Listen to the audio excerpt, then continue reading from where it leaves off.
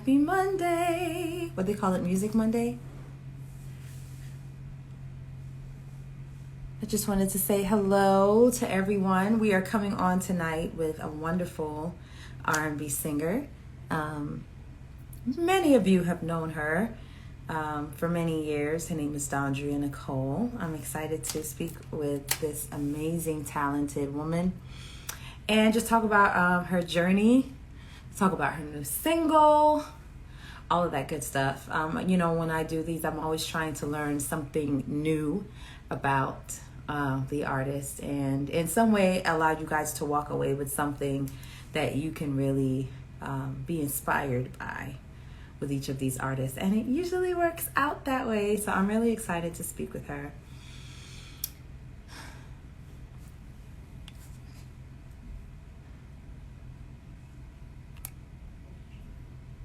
Let me see something.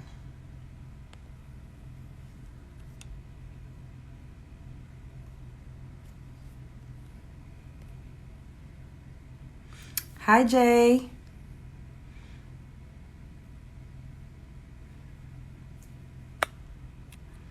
Hi, Demonte. Thank you guys for the hearts.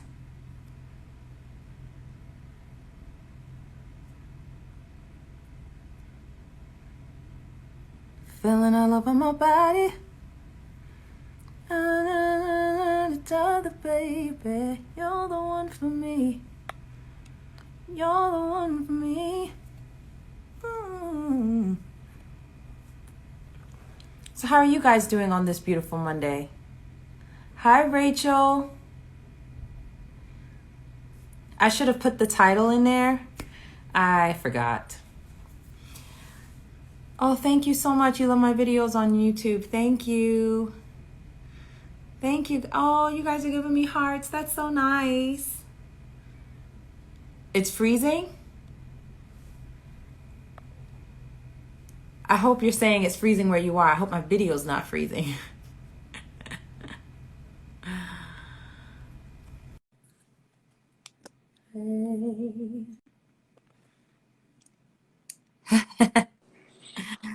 Oh my goodness. Hello, beautiful. Hi. How are you?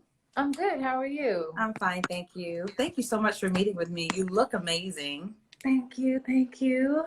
My name is Dileesa, by the way. Very nice to meet you. So let's first start with, so let me tell you what I do, right? So I call these conversations with Dileesa.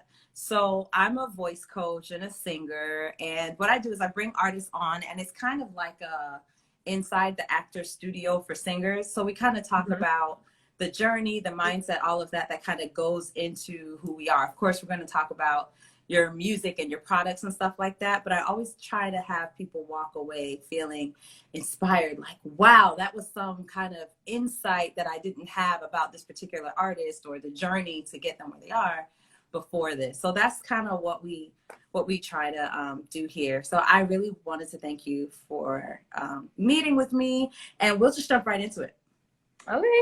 Okay, so first of all, congratulations on your new single, Let It Be. Thank you. When was the actual release date? It was January 15th. Very nice. And you just had a birthday, January 6th. So I did. Happy birthday. Happy birthday. Thank you. Brian Michael Cox is a dream producer. Yeah. So how was that working with him, or, you know, even like, oh yeah, Brian agreed to do your record. What? I know. Well, okay, so me and Brian, we go back pretty far. He worked on my debut album with Jermaine Dupri and Jonte Austin and Chris Style. And so he's just, I mean, I always continue to work with him, work with JD, but Brian, we just have this thing. So, you know, anytime I have something going on, he's just always there, you know, to. That's so awesome. Yeah, he's dope. That's my dude. Yeah. Yeah, no, that's an awesome plug to have in the bag. That's so awesome. I'm sure he's an awesome person. I've met him once a very long time ago, and he's when you really look at, if anybody doesn't know who Brian Michael Cox is, I mean, just Google him. He's really a super producer. So it's such amazing work all the time. So amazing. And he's from Texas, just like a man. That might be what it is. We just have like this Texas connection. Yeah, the Texan bond. So, I get that.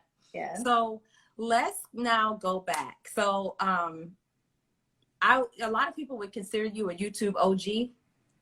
Yeah.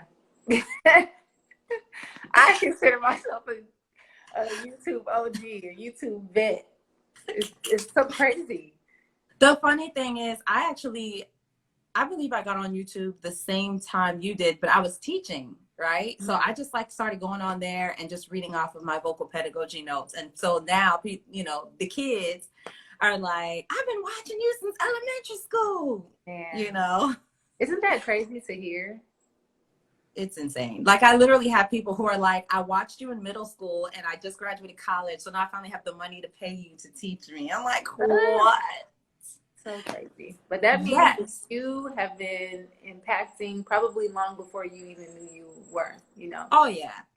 Yeah. But so now what made you get on YouTube? Because YouTube was brand new. It was this brand new platform. Yeah. Like, back then there was no monetization and let me try to do this or that. Mm-hmm. What made you say, okay, I'm just gonna go sing on YouTube? Well, to be honest, let's fast forward.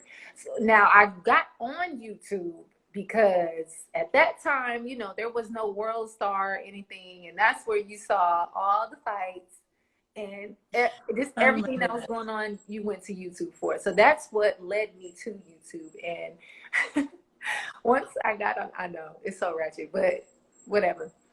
So your World Star was hosting. So World Star was hosting their videos on YouTube at first. No, I'm saying like before there was a World Star, because you know it was like World Star, and that's where you would see all the fights. Before that, YouTube was like the only place to watch videos of any sort. So that is why I visited YouTube.com, and then I saw some people that looked like they were singing on the side. And one girl who I always mention, she's my friend to this day, Deanna Dixon. She was on there. Oh, yes. I love her. Man, she is the person that inspired me to sing on YouTube. Oh my gosh. So yeah, from that moment, I just said, I'm going to do this too. And I just started making videos. My very first one was a cappella, no music, no instrumental. I just wanted to see what this was all about. Wow. Yeah. We love Deanna, by the way. Love Deanna. Deanna is amazing. Beautiful spirit, beautiful voice. Yeah. She just, I don't know, the way she sings, it's like, are you even thinking about it? I don't think she is. I don't think she's thinking about it. It just is. She's amazing. Yeah. So what were some, obviously you had the amazing connection of Jermaine Dupri that started your, you know, international career. Why am I doing this? It's the filter that's in my face. I'm trying to brush away the filter. So what were some other, I guess, connections or shout outs that you got that just kind of, did you see the potential in it for what ended up happening? Did you see that potential? No. I really wanted to just see what strangers thought of me and my voice. I had no intention on hoping that a super producer or an executive or an A&R would see me. I just didn't even, and maybe I should have, but I just, that was the least of, you know, my intentions. So when it happened, I really had a hard time processing it because I just, wait, what? You know, I had no intention. When I tell you none. So it took me a while. And even when JD initially called me, I called like so many people on three-way, like listening to the voicemail, like, does it sound like him? Like, I just knew that it was like a Punk'd episode or something.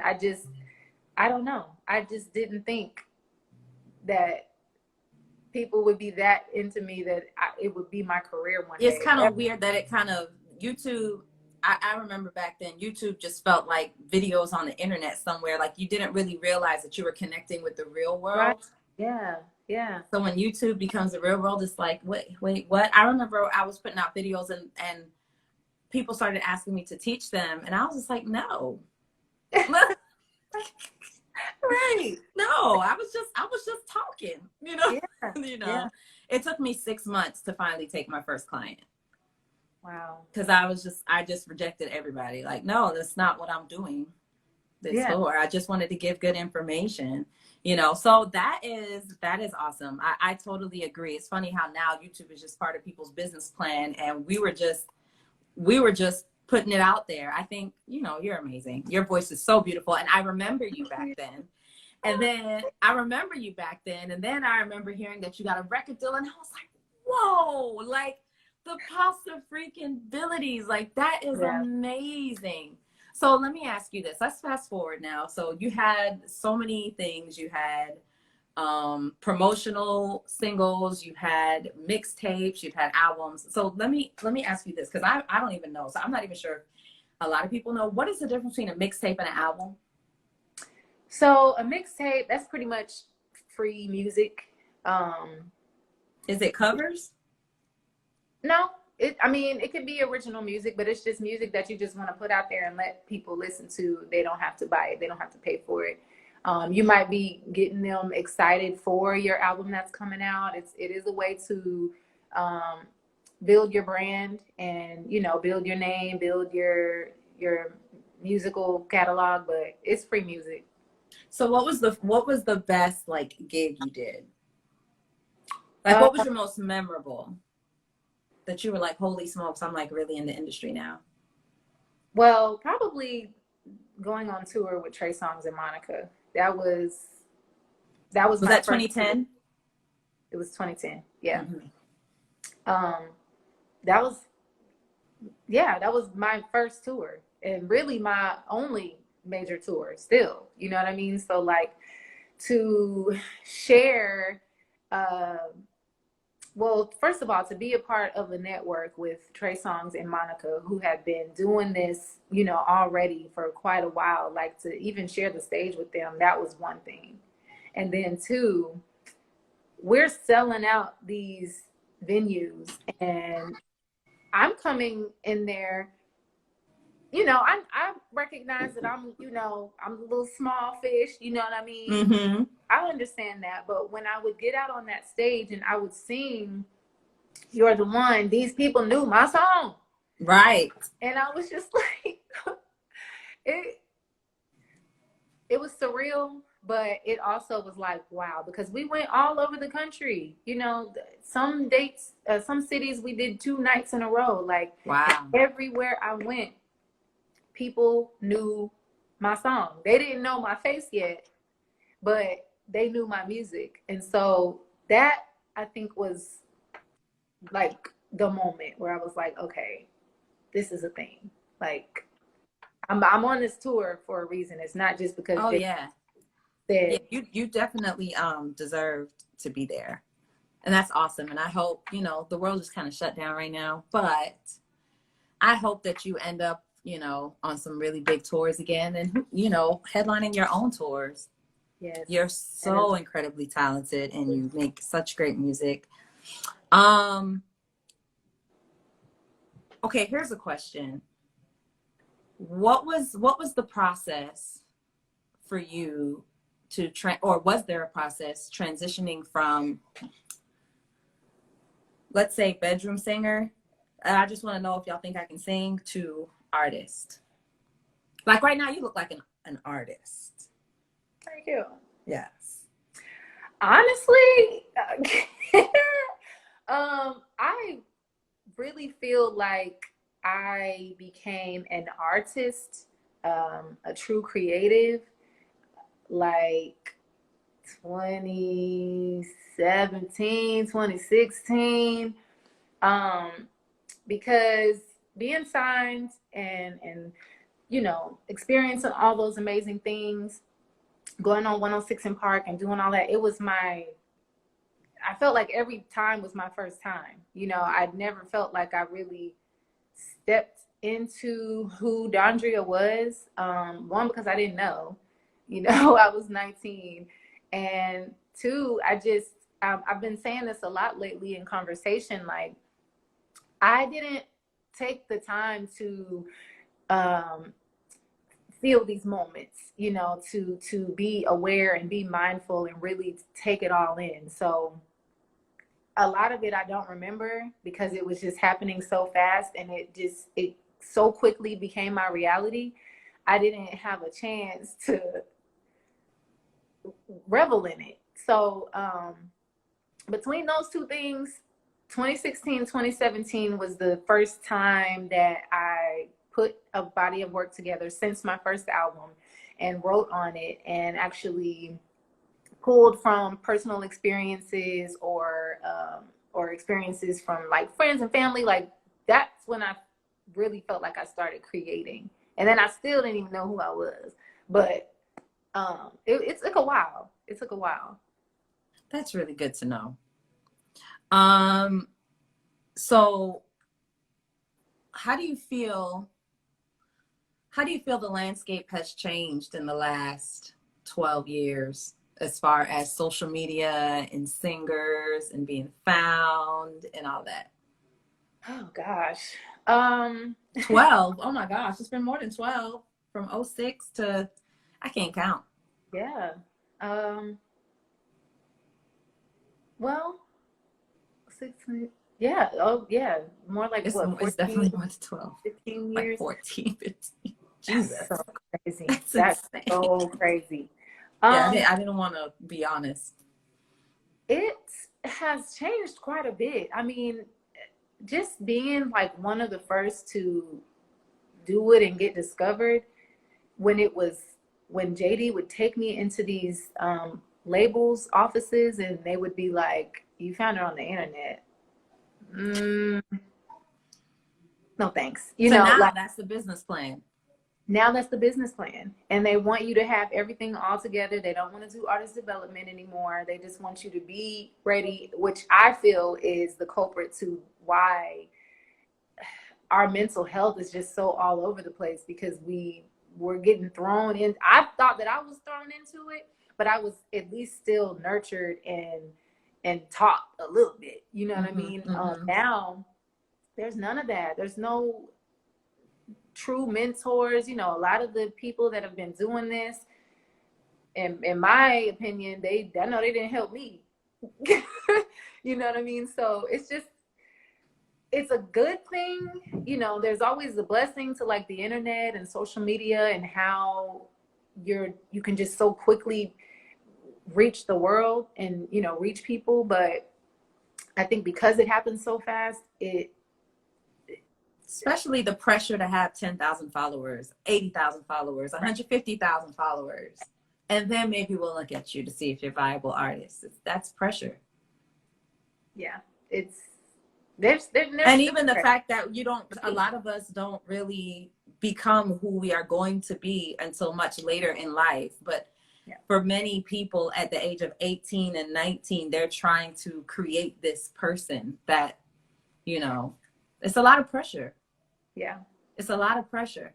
And I think that if I would have been 19, like within the last 5 years and got discovered, I don't think that I would have handled it the same. You know, I'm not sure what that would have done, you know, to me or for me. Because I wouldn't have had the opportunities that I did to, I mean, somewhat be protected, somewhat be covered. So it's a little crazy now. It's a little scary now. Yeah, it is. So who are your inspirations, your vocal inspirations, or even business wise? Like, as far as an artist, like, what are your inspirations? Well, my number one, without a doubt, always and forever inspiration is Whitney. I just love her so much. I mean, and it's not completely just because of her talent. I mean, that part is undeniable, but I really just relate to her spirit, and I feel that she was authentic to who she was, and she was still able to be successful. Now with that, I also try to just remind myself of the pressures that she also dealt with, and man, all the bad stuff too, but she is constantly on my mind, in my dreams, like you would like the career kind of modeled after what she did. Yeah. No, she's amazing. She's my favorite, number one. Yeah. Period. I love, as far as career and model, or at least work ethic and stuff like that. I mean, we can't go without saying Beyonce. I also love Jasmine Sullivan. I think that I relate more to her, and just what she wants to put out into the world. Yeah, and Tank. I love me some Tank.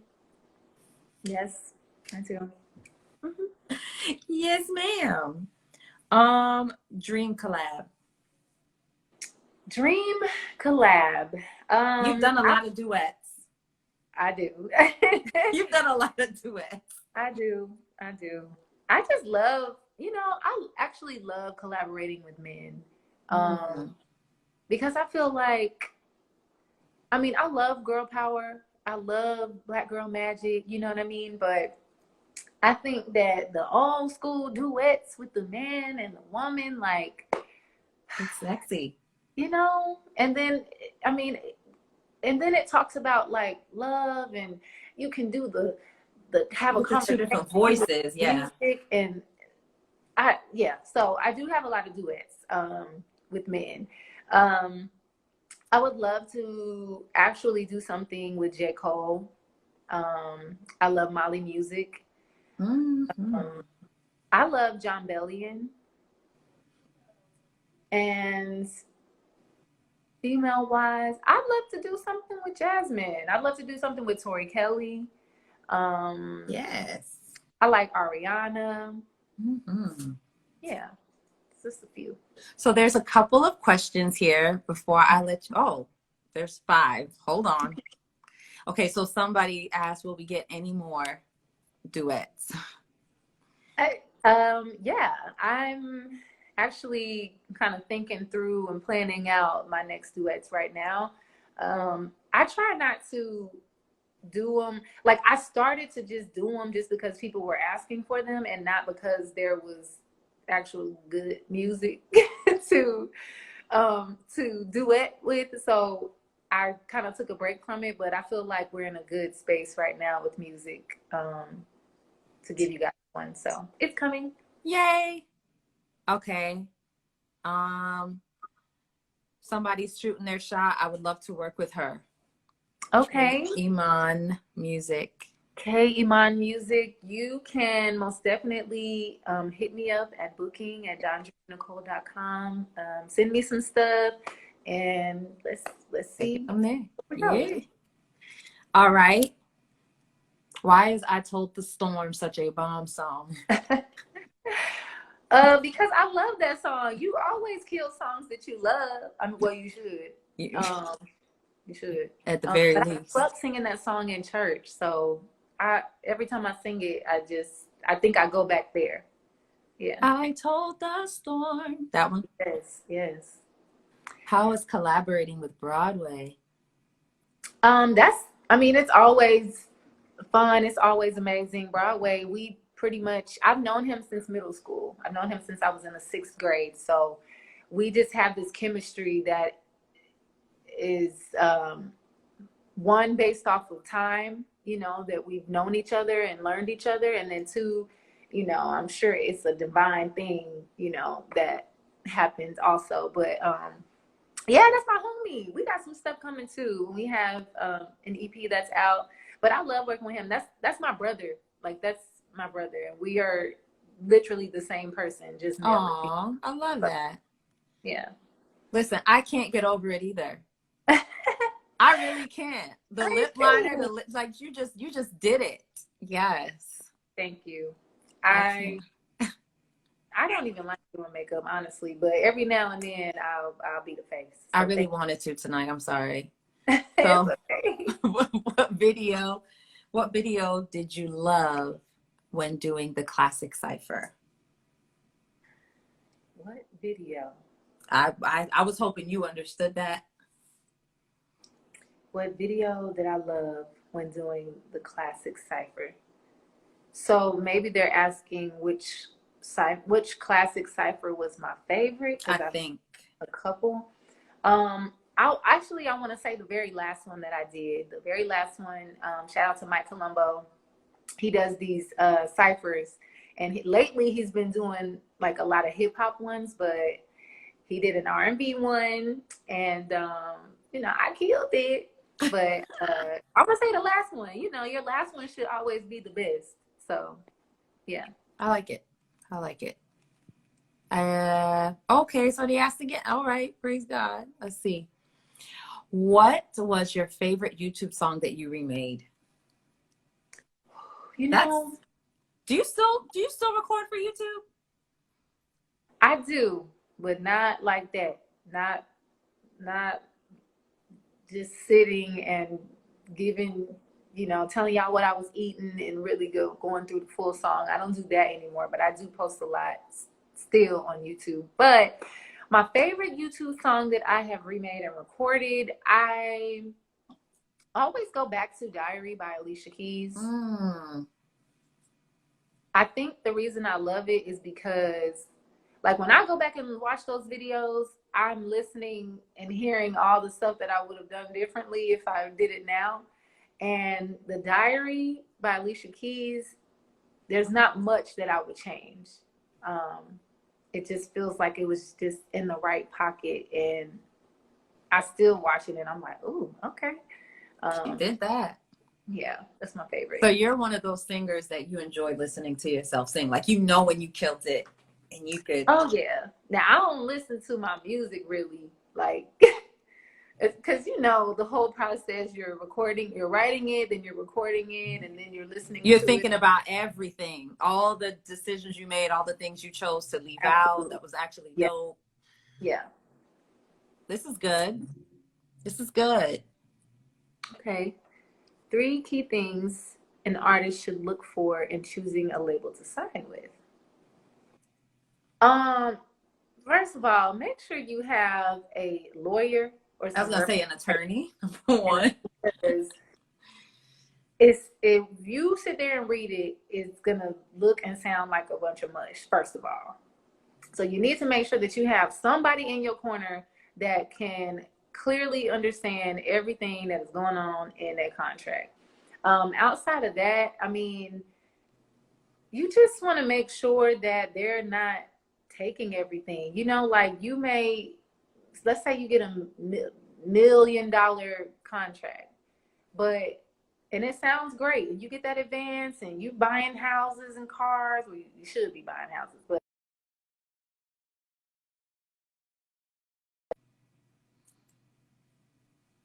oh, it looked like it was kind of frozen. Everything that you're making, It did freeze for a second. You're back. You're not seeing any of it because the label is taking all of it plus interest. That's why you have seen in the past so many artists that have been bankrupt, and some of them have never come back. You know what I mean? Because you just have to pay attention to that kind of stuff. Okay, and choosing a label to sign with. And honestly, I'm all about feeling. I'm all about what my gut is telling me. So even if the paperwork is right, I've seen other people like Master P. I think he turned down $1 million deal because it sounded right, it looked right, but he knew that he could make more. You know what I'm saying? Like, if they're giving me $1 million, that means they probably think I can make this much. So just following your gut and like really doing your research, paying attention to the other artists that are signed to that label, and that's good. Paying attention to the other artists. How are the other artists doing? Like, yeah. And having a conversation, because you know, you could tell a lot about. I know with me, like I sit and I listen. I might seem like I'm very quiet and shy, but I'm really just observing and paying attention to what's going on. You could tell a lot about a person just by listening to them talk. Sometimes it's not even a conversation; it's just them talking. So yeah, being intentional, paying attention, making sure you have an attorney and a lawyer on your team, and doing your research. That's good. All right, I'm going to do two more. Do you remember Michael Jr.? Yeah, I do. I sure do. Yeah, so I kind of did answer this. I do have plans to release a duets this year. So yes, stay tuned for that. Yay! Yay! Okay. Yay. Okay. How was singing with Kiki Wyatt? That was so amazing, y'all. First of all, like I didn't know that I was getting on anybody's mic. I thought I was going to the party to enjoy the party. And I definitely didn't think that I was going to be singing with Kiki. So, you know, she went up there and she was doing her set and she asked me and Samara to come up there with her and sing with her. Then she messed around and did a your turn. And it was like, okay, all right. You know, I ain't gonna back down now. But it was fun. It was so fun. I love to sing and vibe with other artists that I feel can really give me a run for my money. You know what I mean? Because it's just fun and it's inspiring, you know, to hear that girl. She's amazing. Like, why? Who wouldn't want to sing with her? She definitely inspires you to be like you said, you don't want to back down. Like, oh no, let me get my throat together because Yeah. she just passed me the mic. Let me get it together real quick. It was fun though. And the other part of that is just not being intimidated. Do what you know you can do. You know what I'm saying? Like, I ain't gonna be belting, you know, for 5 minutes because that's not really what I do. I can, but I'm gonna do what I know how to do and what makes me me. And I think that's another reason why it went so well because even with Samara, we did what we do instead of trying to compete. That was a mouthful. I know. That was a gem. Okay. And we should let that sink in. I think we should leave it right there. Yes, let's do that. Thank you so much. Thank you. Thank you so very much for meeting with me. I really, really appreciate it. Your fans they just absolutely adore you. I don't know if you can see all the comments, but they are just so happy to see your face. And congratulations again on your new single. Best wishes for everything. You know, keep in touch for whatever reason, if you want to, I don't know. But it was nice meeting you. Nice to meet you too. Thank you for having me. No problem. Yeah. Well, God bless. Bye. Bye.